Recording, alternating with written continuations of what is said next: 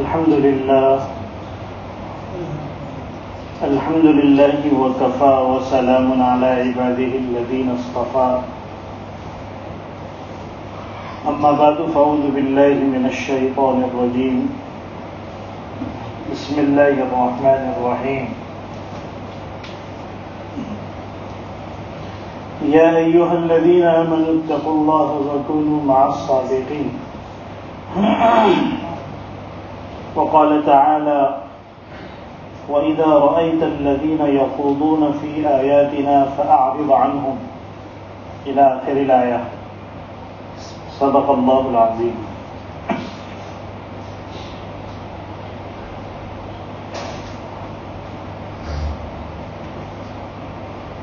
انسان کی زندگی پر صحبت کا، ساتھ کا اور ماحول کا بڑا اثر پڑتا ہے. اچھی صحبت ہوگی تو زندگی میں اچھائیاں آئیں گی.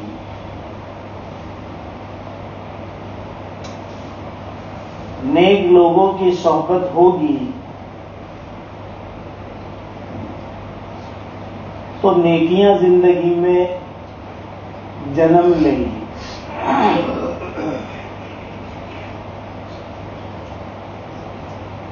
محنت کرنے والے، کوشش کرنے والے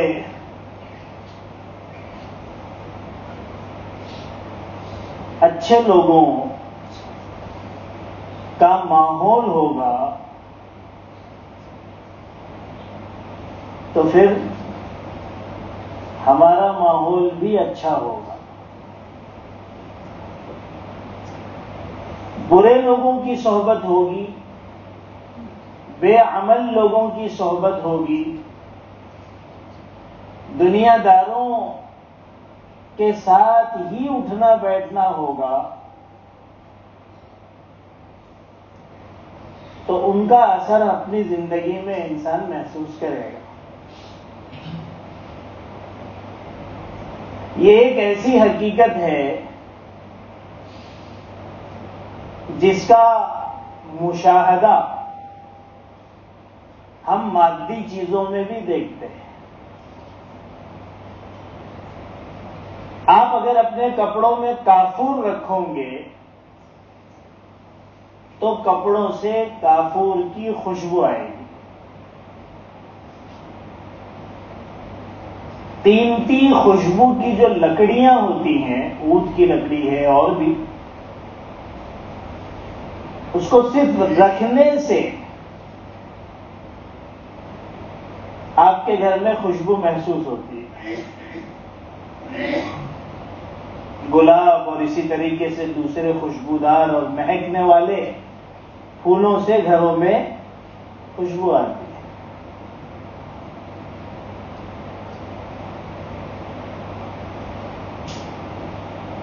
بعض بیماریوں کے علاج میں خوشبو استعمال کرائی جاتی ہے، اس لیے کہ خوشبو دل اور دماغ کے لیے مفید ہے، اس کی صحت کا سبب ہے. حضرت انبیاء کرام علیہم السلام کی سنتوں میں ایک خوشبو کا استعمال بھی ہے. حضور اکرم صلی اللہ علیہ وسلم کو بھی خوشبو بہت پسند ہے. اس طرح بے شمار چیزیں ہیں کہ اس میں صحبت کا اثر پیدا ہو جائے.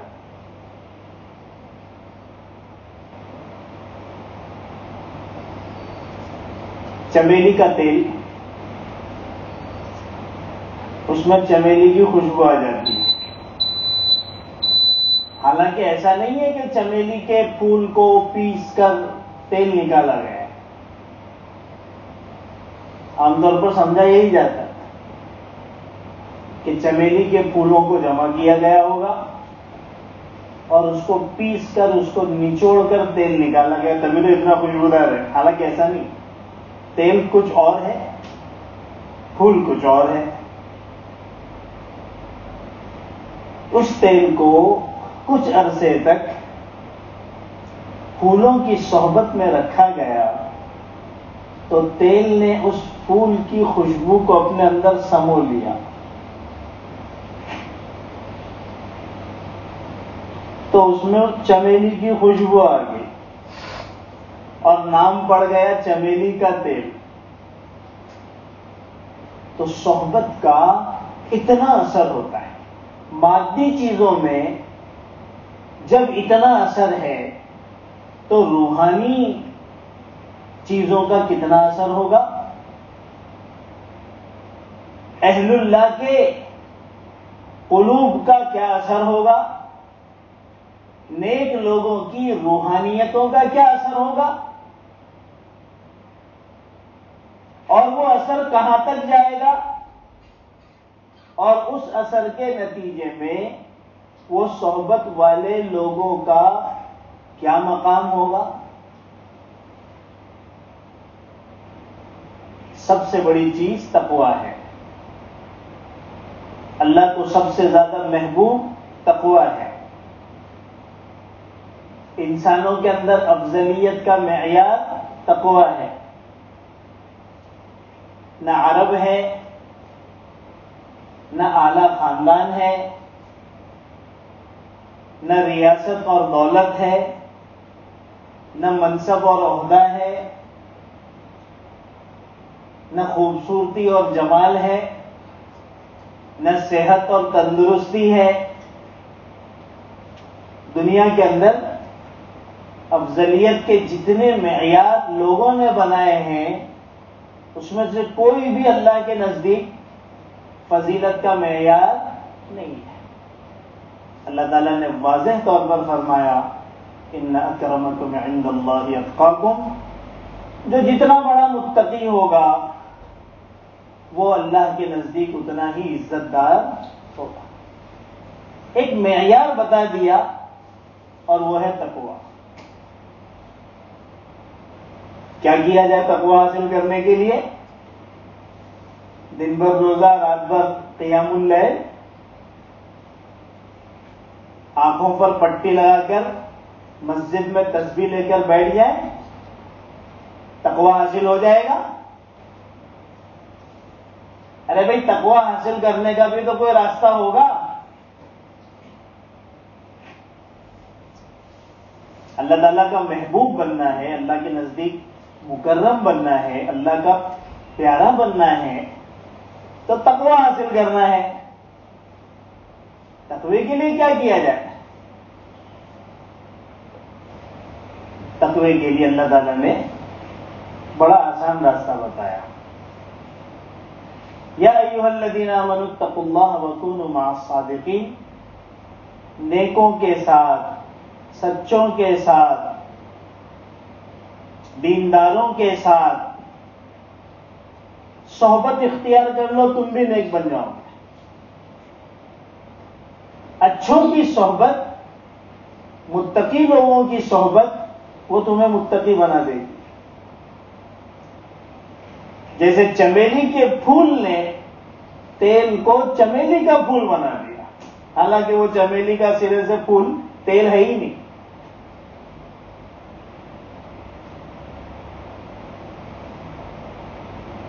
اسی وجہ سے حضرات صحابہ جو بالاتفاق انبیاء کے بعد سارے انسانوں میں سب سے افضل ہیں، ان کا آپ کوئی بڑا لقب نہیں دیکھیں گے۔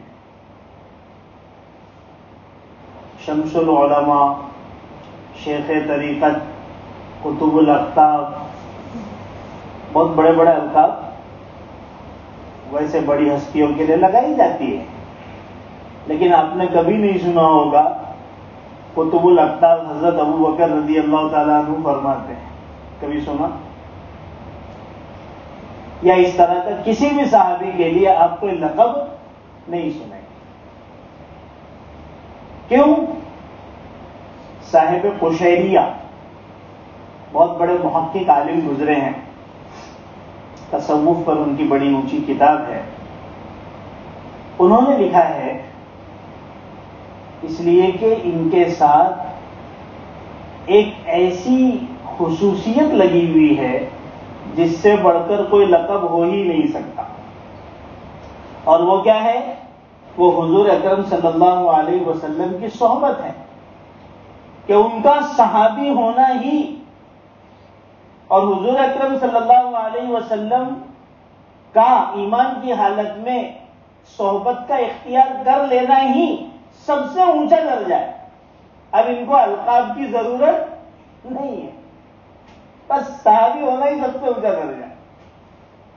اب بعد والے چاہے کتنے ہی مجاہدہ کر لیں، خوب نمازیں پڑھ لیں، خوب روزہ رکھ لیں، خوب تلاوت کر لیں، ہزاروں قرآن ختم کر لیں، خوب خرچ کر دیں، پوری زندگی جہاد میں لگا دیں، وہ کسی صحابی کے درجے کو پہنچ نہیں سکتا، اس لیے کہ انہیں حضور اکرم صلی اللہ علیہ وسلم کی صحبت میسر آ گئی۔ اتنی بڑی چیز ہے صحبت، اور اتنا اثر صحبت کا ہوتا ہے۔ اسی وجہ سے حضور اکرم صلی اللہ علیہ وسلم نے خود فرمایا کہ میری امت کا کوئی شخص احد پہاڑ کے برابر سونا خرچ کرے، اخلاص کے ساتھ کرے، ذرا برابر بھی ریا نہ ہو، لیکن میرے صحابی کے ایک مد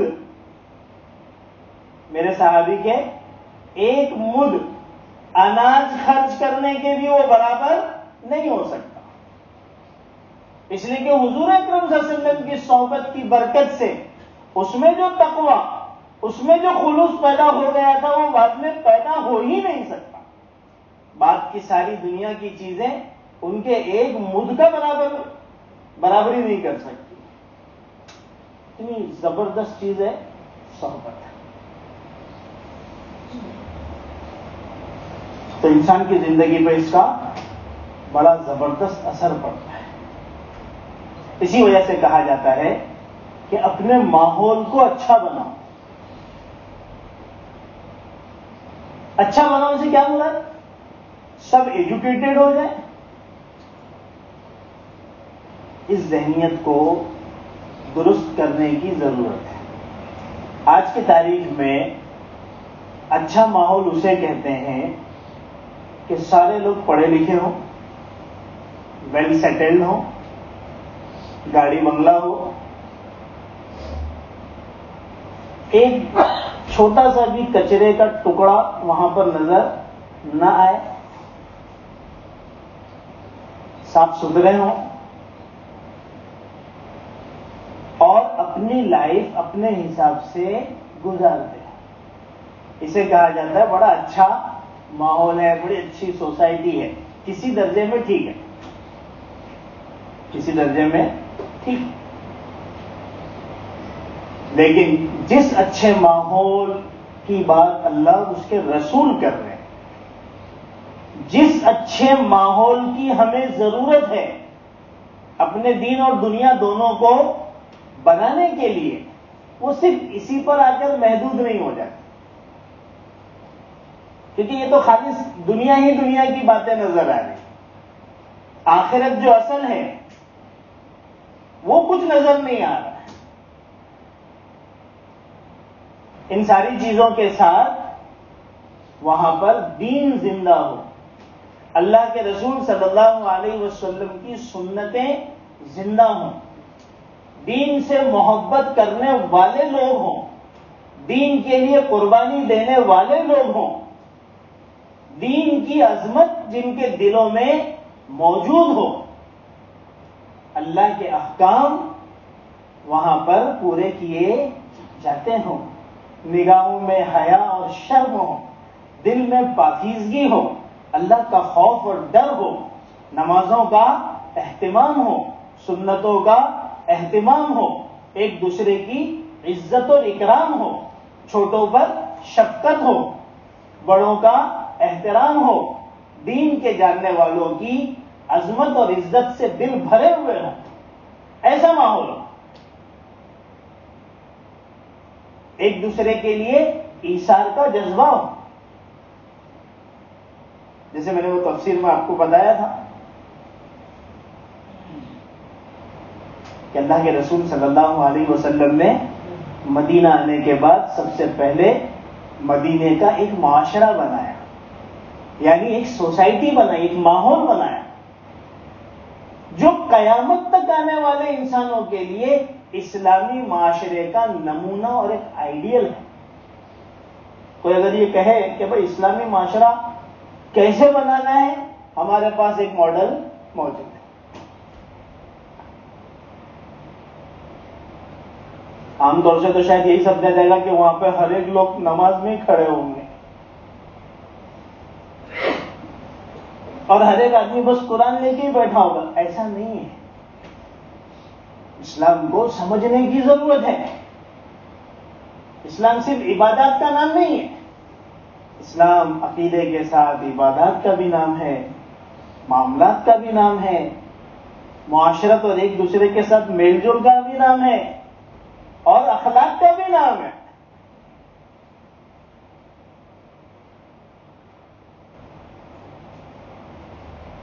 بازار کا ماحول کیسا بن گیا تھا؟ ایک صحابی اپنے دکان میں ہے، گراہک آیا، سامان موجود ہے، اس نے طلب کیا۔ انہوں نے کہا کہ اس دکان میں جا کر آپ یہ سامان لے لیجیے۔ گاہک کو بڑا تعجب ہوا، ارے میں آپ کی دکان میں آ رہا ہوں، آپ کو فائدہ ہوگا، سامان موجود ہے، ادھار والا معاملہ بھی نہیں ہے، کیا آج نقد کل ادھار والا معاملہ ہو، پھر آپ مجھے وہاں بھیج رہے ہیں۔ گیا، سامان خریدا، لیکن سوال برقرار تھا کہ بھئی کیا وجہ ہے، کہیں ایسا تو نہیں کہ میرا مال مشکوک ہے، آپ لینا نہیں چاہتے؟ پوچھا تو کہا کہ دیکھو میرے پاس صبح سے اتنے گاہک آ چکے ہیں کہ جس سے میری ضرورت پوری ہو چکی ہے۔ وہ بیچارہ یہودی، میں دیکھ رہا ہوں کہ صبح سے ابھی تک اس کے پاس کوئی گاہک گیا نہیں، آج کی تاریخ میں تو اس کے لیے 5 کلو کا دل چاہیے کہ اپنا گاہک کسی اور کے پاس بھیجا۔ یہ تو مسابقت فی دنیا کا دور ہے کہ ہر آدمی دنیا کے اندر دوڑ لگا رہا ہے، اور ایسا دوڑ کہ میں آگے جاؤں دوسرا میں سے پیچھے جائے۔ اسی وجہ سے میں نے کہا تھا کہ آج ایک لائن سے دکانیں ہوتی ہیں، اور دکان کے شٹر کے پاس ایک آدمی خاص اس لیے کھڑا کیا جاتا ہے جو صرف آواز لگاتا ہے اور گزرنے والوں کے اتنے قریب آ جاتا ہے جیسے لگتا ہے کالر پکڑ کر کھینچ لے گا کہ بھائی ہماری دکان میں آؤ، ادھر آؤ، ادھر آؤ۔ اللہ کے رسول صلی اللہ علیہ وسلم نے ماحول ایسا بنایا تھا کہ اپنے ساتھ دوسروں کا بھی خیال رکھنا ہے، چاہے وہ اسلامی اعتبار سے تمہارا ہم مذہب نہ ہو، غیر، یہ وہ ہے ماحول کا اثر۔ اچھا، اس کا کیا فائدہ ہوا؟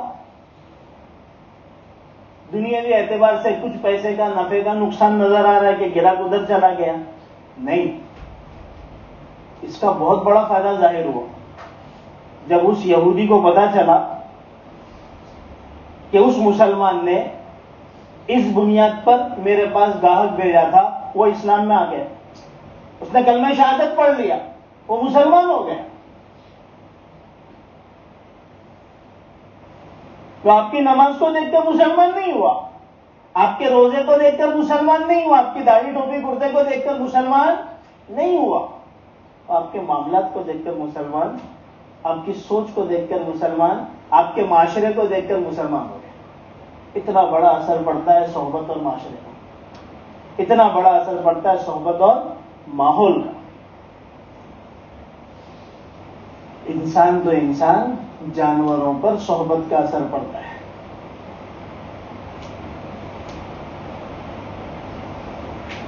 ایک بزرگ تھے، ایک کتا ان کی مجلس میں آیا کرتا تھا، دور بیٹھ جاتا تھا. کچھ دنوں تک وہ آیا اور اس کے بعد غائب ہو گیا. ایک دن غائب رہا، 2 دن غائب رہا، 3 دن غائب رہا. تو ان بزرگ نے اپنے مجلس والوں سے پوچھا کہ بھئی وہ کلوا کدھر ہے؟ اس کا نام انہوں نے کلوا رکھ دیا تھا، کالا ہوگا.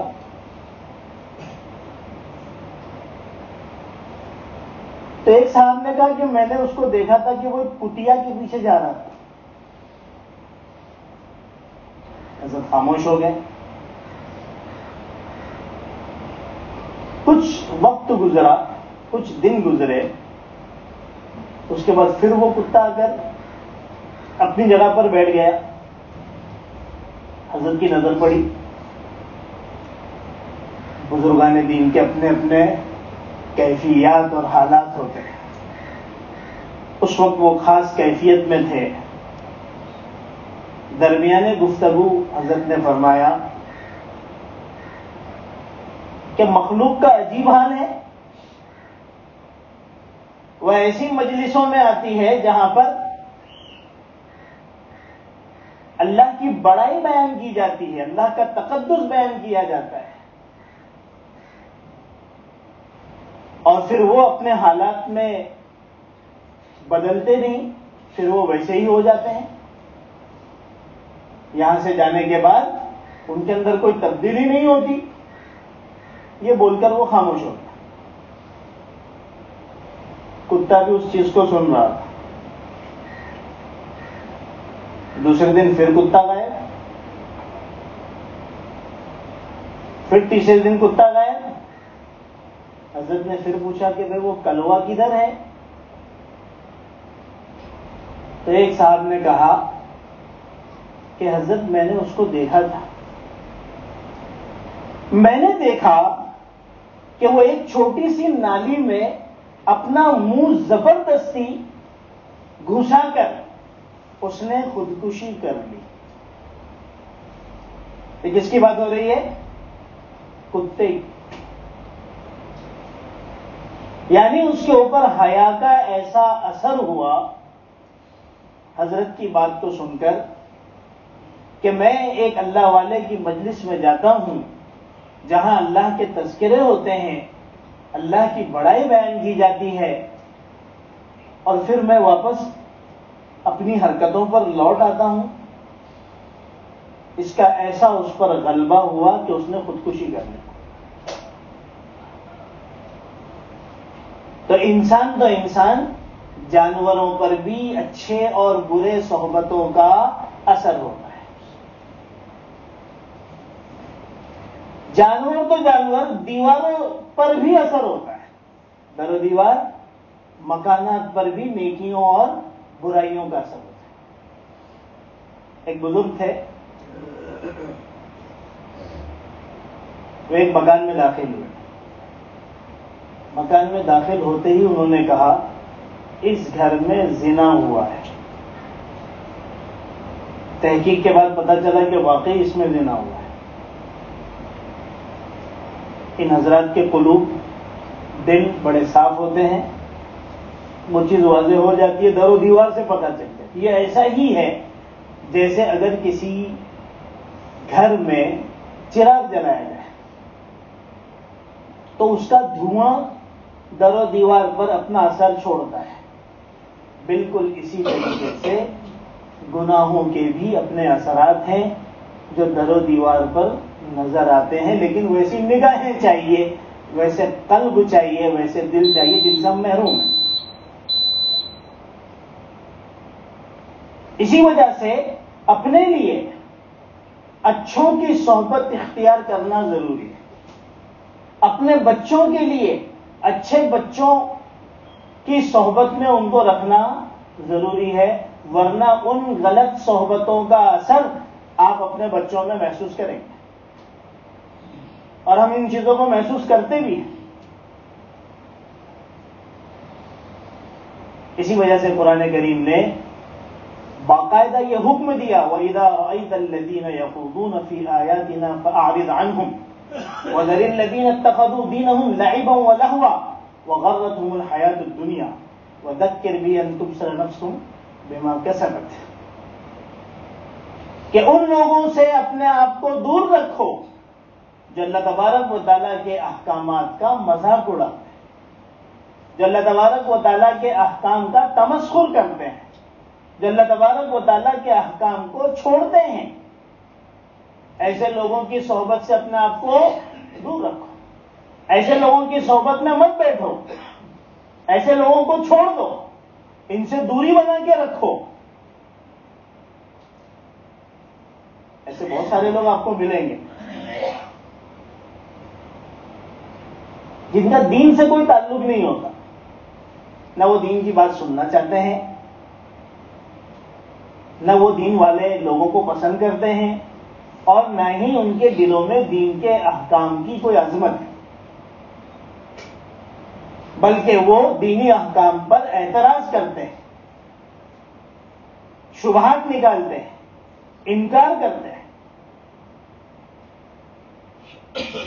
ایک بہت بڑا طبقہ ہے، اور عام طور پر آپ کو یہ پیٹ بھرے دنیا داروں میں ہی ملے گا،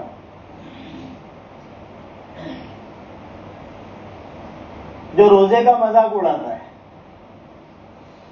وہ بغیر سگریٹ کے رہ ہی نہیں سکتے، وہ بغیر ان کی خواہشات کے رہ ہی نہیں سکتے، تو پھر وہ اس حالت میں اللہ کے احکام کا مذاق اس طرح سے اڑاتے ہیں کہ کیا اس کی ضرورت ہے؟ اللہ تبارک و تعالیٰ کو ہمیں بھوکا رکھ کر کیا ملے گا؟ اس طرح کی باتیں اس قسم کے لوگ کرتے ہیں، الذین یخوضون فی آیاتنا، جو ہمارے احکام کا مذاق اڑاتے ہیں، جھگڑتے ہیں۔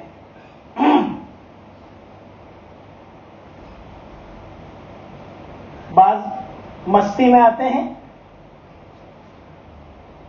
تو پھر وہ اللہ کے رسول صلی اللہ علیہ وسلم کی سنتوں کا مذاق اڑاتے ہیں۔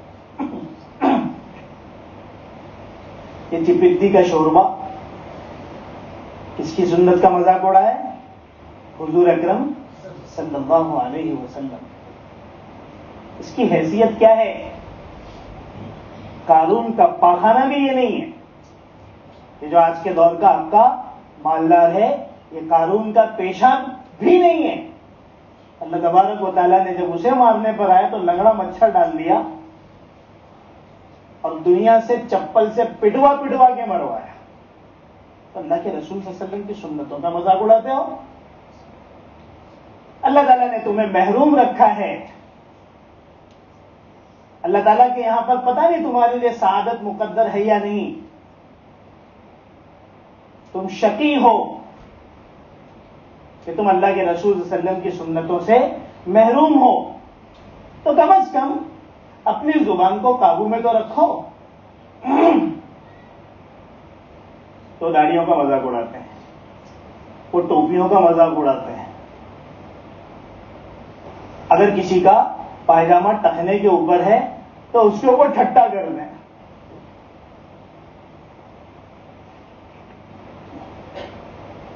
جو لوگ فضائل اعمال غور سے پڑھتے ہیں انہوں نے ایک چیز دیکھی ہوگی کہ حضرت شیخ رحمۃ اللہ علیہ جب اس قسم کے مضمون کو بیان کرتے ہیں تو اس کے بعد ایک آیت بیان کرتے ہیں جس کا مطلب یہ ہے کہ مجرمین کو پتہ چل جائے گا کہ مرنے کے بعد ان کے ساتھ کیا معاملہ ہونے والا ہے۔ یعنی یہاں پر تو مستی میں سب کچھ بولا جا رہا ہے، لیکن آخرت میں اس کا حساب ہونے والا ہے۔ تو اللہ تعالیٰ نے ان آیتوں میں کیا فرمایا کہ ایسے لوگوں کی صحبت سے اور ایسے لوگوں کے میل جول سے اور ایسے لوگوں کے ماحول سے اپنے آپ کو بچاؤ۔ ایسے لوگوں کا ماحول اور میل جول تمہاری دینی حالت کو ختم کر دے گا، تمہارے لیے ہلاکت خیز ہے۔ نیک لوگوں کی صحبت اختیار کرو، اچھے لوگوں کے ساتھ رہو۔ وہ لوگ جو 24 گھنٹہ خالی دنیا ہی کی بات کرتے ہیں، دنیا میں یہ ہو رہا ہے، یہ کام کرو گے تو یہ ہوگا، اس میں اتنا فائدہ ہے، فلاں صاحب کہاں سے کہاں پہنچ گئے، فلاں کا کیا ہو گیا. 24 گھنٹہ ان کے تذکرے دنیا ہی کے ہوتے ہیں.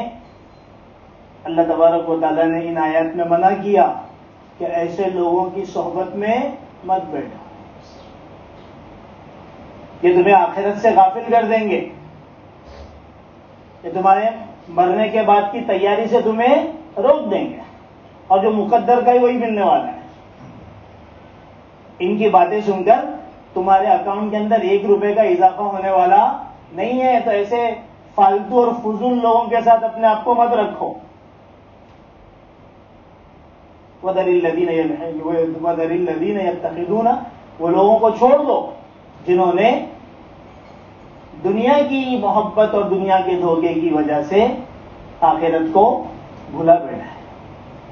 تو بہرحال پوری بات کا خلاصہ یہ ہے کہ ہم اچھی صحبتیں اختیار کریں، اچھے لوگوں کی صحبت میں رہیں اور اپنے ماحول کو اچھا بنانے کی فکر کریں. یہ 2 چیزیں اگر رہے گی، صحبت ہماری اچھی رہے گی، اٹھنا بیٹھنا صحیح لوگوں کے ساتھ رہے گا، اور ہمارا ماحول اچھا رہے گا، تو انشاءاللہ ہمارا ایمان بھی محفوظ رہے گا اور ہمیں اعمال صالحہ اور نیک کام کرنے کی توفیق ہوتے رہے گی. اللہ تعالیٰ ہم سب کو اس پر عمل کرنے کی توفیق عطا فرمائے. وآخر دعوانا الحمدللہ.